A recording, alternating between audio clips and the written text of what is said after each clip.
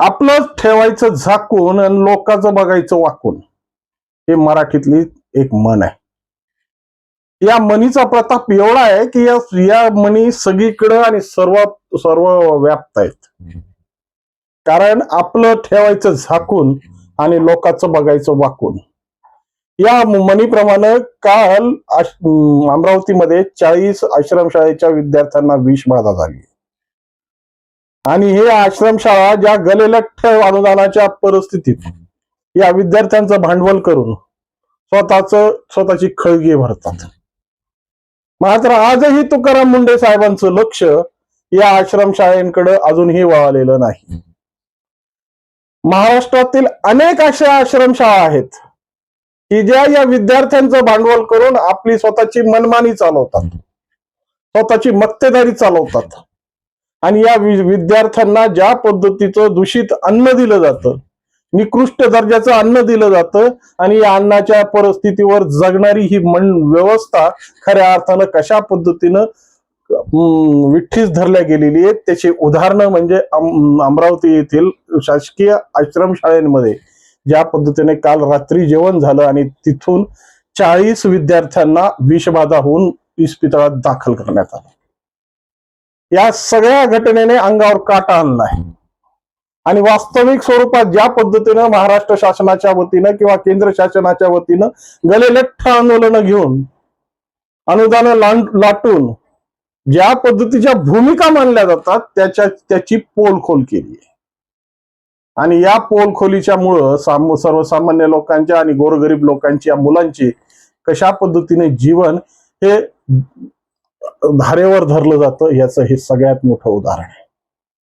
मित्रांनो, ज्या पद्धतीच्या भूमिका आणि ज्या परिस्थित्या शासन नेहमी मांडतं आणि गोरगरीब मुलांसाठी ज्या पद्धतीच्या या आश्रमशाळा असतील, शासकीय वसतिगृह असतील किंवा अन्य प्रकारच्या अन्नछत्र आणि निवासी व्यवस्था असेल, त्या ठिकाणी ज्या पद्धतीच्या भूमिका घेतल्या जातात ना त्या भूमिकेवर खऱ्या अर्थानं प्रश्नचिन्ह उभा राहतोय. आणि याच प्रश्नचिन्हाचं आपण विश्लेषण करण्यासाठी आज मी तुमच्या समोर आहे. नमस्कार मित्रांनो, मी राजेश दुबे. मंथन मध्ये स्वागत आहे. आपलं ठेवायचं झाकून आणि लोकांचं बघायचं वाकून, ही म्हण मराठीत चांगलीच प्रचलित आहे. ग्रामीण भागात तर सर्रासपणे या म्हणीचा वापर केला जातो. कारण कोणीही कुणाच्या परिस्थितीमध्ये कशा पद्धतीने ढवळाढवळ करतं आणि आपली परिस्थिती झाकून लोकांची परिस्थिती कशा पद्धतीनं वाकून बघितली जाते ह्या संदर्भातली ही म्हण. त्याच पद्धतीनं झालंय. ज्या पद्धतीनं शासकीय यंत्रणा आणि शासकीय परिस्थित्या आज ऐरणीवर येण्याची गरज आहे, तर आज त्या खऱ्या अर्थानं ऐरणीवर आणण्यापेक्षा त्याच्यावर माती ढकलली जाते. त्याकडे लक्ष देणारं कोण आहे? समाज कल्याण असेल, केंद्रीय आश्रमशाळा मंडळ असेल किंवा केंद्रीय आश्रमशाळाच्या माध्यमातून चालणाऱ्या हजारो शाळा या महाराष्ट्रात पसरलेल्या आहेत. विशेष करून त्या आदिवासी आणि ज्या पद्धतीच्या भटक्या विमुक्त जमातीसाठी या आश्रमशाळा खऱ्या अर्थानं या वर्गातील मुलांना शिक्षण देण्यासाठी प्रयोग करण्यात आल्यात, समोर ठेवण्यात आल्यात. पण आज त्याच परिस्थितीचा भांडवल करून हे आश्रमशाळा चालक कशा पद्धतीचे आपली मनमानी करतायत, कशा पद्धतीनं या विद्यार्थ्यांचं जीवन धोक्यात घालतायत. आणि या धोक्यात घातलेल्या परिस्थितीमध्ये सुद्धा हे आदिवासी ज्यांना एक वेळचं अन्न मिळणं मुश्किल आहे, त्यांना अशा निकृष्ट दर्जाचं जेवण त्यांच्यासाठी अमृताहून गोड आहे. मग कुणी कंप्लेंट सुद्धा करत नाही. पण बहुतेक कधी जेव्हा ह्याच्यातून काहीतरी विचित्र प्रकार घडतात आणि अमरावती सारखी घटना पटलावर येते. आज वास्तविक स्वरूपात ज्या पद्धतीने अमरावतीच्या त्या आश्रमशाळेमध्ये 40 विद्यार्थ्यांना विषबाधा झालेली आहे आणि रात्रीचं जेवण घेतल्यानंतर रोजच्या पद्धतीनं ती मुलं झोपायला गेली आणि तिथं उलटी आणि मळमळ सुरू झाली आणि तिथून शिक्षकांच्या किंवा अधीक्षकांच्या लक्षात आलं की या मुलांची परिस्थिती बिघडते. मग धानू येथील जवळच्या इस्पितळात त्यांना हलवण्यात आलं आणि तिथं या 40 विद्यार्थ्यांवर उपचार घेणं सुरू आहे. मित्रांनो, किती खतरनाक खेळ आहे का नाही आणि विचित्र परिस्थिती आहे. आज ज्या पद्धतीनं या शासनाच्या वतीनं या आदिवासी, भटक्या, विमुक्त किंवा मागासवर्गीय समाजासाठी ज्या पद्धतीचे वसतिगृह स्थापित केले जातात, या वसतिगृहांना प्रोत्साहन देऊन ज्या पद्धतीचे गलेलठ्ठ अनुदान दिले जातात आणि या अनुदानाची परिस्थिती या विद्यार्थ्यांमधली विकास, शारीरिक विकास, मानसिक विकास आणि शैक्षणिक विकास व्हावा या दृष्टिकोनातून ही मांडलेली संकल्पना. पण अजूनही या तुकाराम मुंडे साहेबांचं लक्ष या आश्रमशाळांवर, या वसतिगृहांवर, या भूमिकेवर अजूनही पोहोचलेलं नाहीये. ज्या पद्धतीनं त्यांनी ज्या आपल्या कारवाईचा धडाका लावलाय, ज्या पद्धतीनं सर्वसामान्य लोकांना फसवणारी व्यवस्था त्यांनी हस्तगत केली आहे, त्या पद्धतीनं अन्न आणि औषध ह्या विषयाच्या संदर्भातून या वसतिगृहांवर ह्यांचं नजर कधी जाणार आहे? कारण की खूप मोठं रॅकेट आहे आणि खूप मोठी कोंडी धरणारी व्यवस्था. कारण की या व्यवस्थेच्या माध्यमातून ज्या पद्धतीने सर्वसामान्य लोकांची फसगत केली जाते. अहो, धनाढ्य लोक काही घेऊन विकत घेतील, कशी कितीही पैसे मोजून खातील, जगतील आपल्या आपल्या परीच्या. कारण की भ्रष्टाचाराचा पैसा यांच्याकडे अमाप पद्धतीने आहे, मुंड्या मुरळलेला पैसा यांच्याकडे अमाप पद्धतीने आहे. त्यामुळं यांच्या आरोग्याची चिंता करण्याची तुम्हाला अजिबात गरज नाही. राहिला तो मध्यमवर्गीय आणि अशा पद्धतीने भटक्या, विमुक्त जाती संदर्भातला विषय, की ज्या जाती जमाती आजही खऱ्या अर्थानं उपेक्षित आहे, वंचित आहेत. आजही भारताच्या त्या मुख्य प्रवाहात त्यांना येता आलेलं नाहीये. कारण की ही मधली जी व्यवस्था आहे ना, हे नेहमीच त्यांचं शोषण करत राहते. कमीत कमी ते जंगलात तरी बरे होते. जंगलातल्या कमीत कमी जंगलातले जी कंदमुळं आहेत, जंगलातली जी रानटी फळं आहेत, जंगलातली जी मध आहेत, त्यांच्या आश्रयाशी ते तरी त्यांचं आरोग्य हे सुरक्षित होतं. पण वास्तविक स्वरूपात ज्या पद्धतीने या आश्रमशाळेच्या संस्थाचालकांनी, आणि ही प्रकार फक्त अमरावतीतच नाहीये, बीडमध्ये पण तो लाला पवार नावाचा जो भस्मासूर आहे, की ज्याने आश्रमशाळेच्या कर्मचाऱ्यांना सरळ आपल्या शेतात, आपल्या घरच्या धुणी करण्यासाठी, आपले घरचे कामं करण्यासाठी आणि स्वतःच्या परिस्थितीची फायदा उचलण्यासाठी वापरलाय.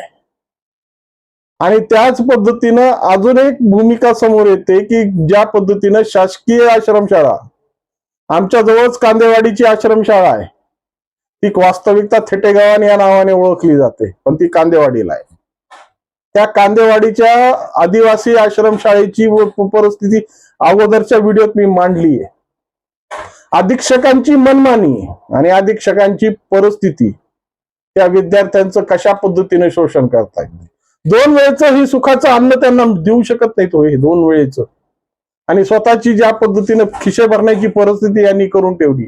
मग ह्याच्यात मुख्याध्यापक सामील आहे, त्याच्यात अधीक्षक सामील आहे, त्याच्यात आश्रमशाळेचे संस्थाचालक, संस्थाचालक नाही ते मालक आहेत, ते सामील आहेत.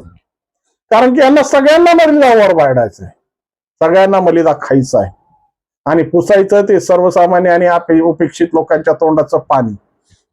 मग अशा परिस्थितीत जर खऱ्या अर्थानं शासनाने एवढ्या कल्याणकारी योजना अंमलात आणल्या, तर या कल्याणकारी योजनेच्या संदर्भातून या तुकाराम मुंडे साहेब आपल्या दृष्टिक्षेप या शाळेंच्या स्वयंपाकघरात कधी घालतील? कारण की तुम्हाला दिलेले अधिकार आहेत आणि तुमच्या विभागाचं आद्य कर्तव्य आहे ते, या लोकांना, या मुलांना, या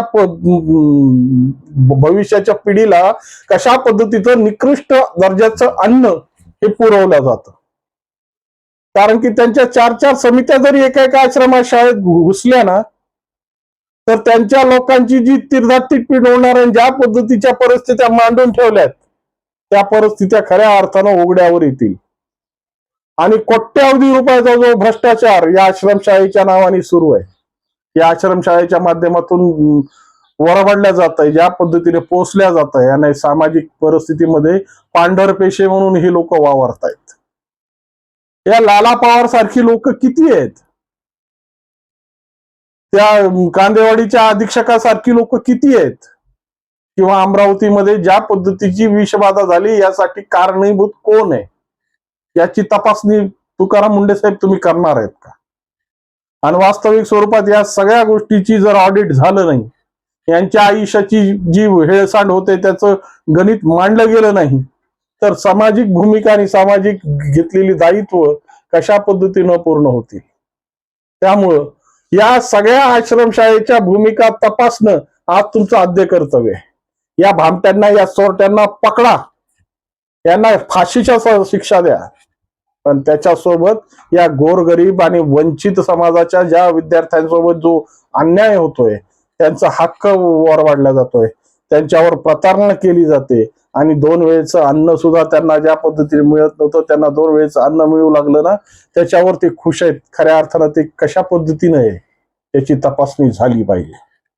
कारण की ह्याच्यानेच येणाऱ्या काळामध्ये या आदिवासी, या मागासवर्गीय, या परिस्थितीतून जन्मलेली लेकरं उद्या देशाची भावी पिढी बनणार आहे.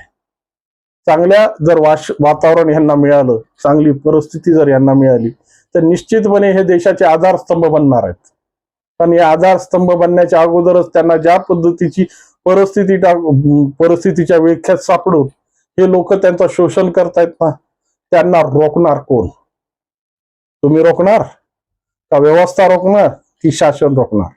असे अनेक प्रश्न आता पाटलावर आहेत. या संदर्भात तुमच्या मनात जर काही खदखदत असेल आणि तुम्हाला काही वाटत असेल या विद्यार्थ्यांच्या संदर्भात, आणि तुकाराम मुंडे साहेबांनी याच्यावर काय करावं हे जर तुम्हाला सुचवायचं असेल तर 100% कॉमेंटच्या माध्यमातून कळवा. आणि व्हिडिओ खऱ्या अर्थानं जर आवडला असेल तर तुमच्या सर्व परिस्थितीमध्ये हा व्हिडिओ पाठवा, जेणेकेने या विद्यार्थ्यांच्या ज्या परिस्थित्या अडचणीच्या सापडल्या आहेत त्या अडचणीतून बाहेर काढण्यासाठी खूप मदत होईल. त्यामुळं नक्कीच व्हिडिओ लाईक, शेअर आणि सबस्क्राईब करून मनवर ओढा. नमस्कार.